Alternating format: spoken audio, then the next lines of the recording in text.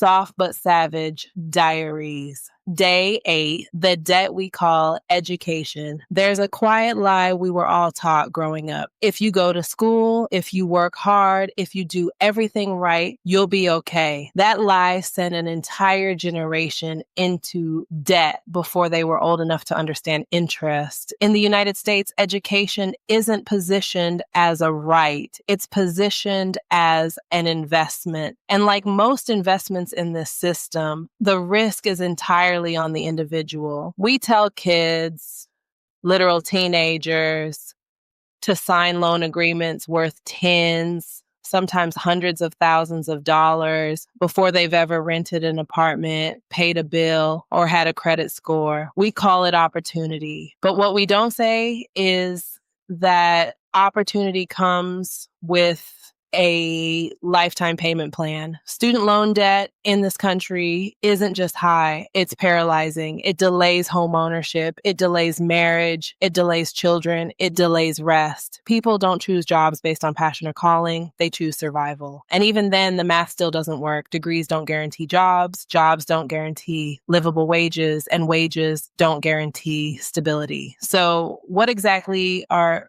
people paying for? Soft truth, education was sold as a ladder. Savage truth, for many, it became a leash. We romanticize higher learning, but ignore how inaccessible it's become. Tuition rises faster than wages. Books cost hundreds. Housing near campuses is unaffordable, and part-time work barely covers gas, let alone rent. So students do what they're told. They borrow and borrow and borrow. Then they graduate not into freedom, but into repayment. Monthly bills that feel like rent, interest that keeps balances growing, even while payments are made, a system where you can pay for years and still owe more than you borrowed. That's not education, that's indenture. And the pressure doesn't stop at college. Trade workers are dismissed until we need them. Teachers are underpaid while shaping entire generations.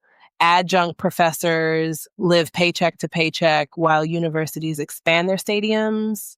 We don't underfund education by accident. We underfund it because an educated population asks questions, and questions make people uncomfortable. So instead, we push hustle culture. We tell people to grind harder, to monetize their passion, to just learn a new skill, as if exhaustion is a personal failure and not the result of systemic overload. People aren't lazy, they're burned out, they're juggling jobs, classes, families, and debt, while being told they should be grateful for the chance. And if they speak up, they're told, well, you chose that major.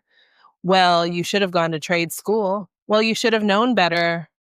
As if an 18-year-old should have had the foresight of an economist, as if guidance counselors didn't push college as the only respectable path, as if the rules didn't change after the loans were signed. Soft but savage clarity. Education should expand your life, not mortgage your future. Learning should not come with lifelong punishment, and curiosity should never be taxed. The goal of education should be empowerment, not obedience, not debt, not exhaustion. But right now, the system rewards endurance, not intelligence. And that's why so many feel stuck. Smart people, capable people, educated people, still struggling, still questioning whether they failed, when the truth is the system did. So if you're carrying student debt and wondering when it ends, if you're overqualified and underpaid, if you follow the rules and still feel behind, hear this.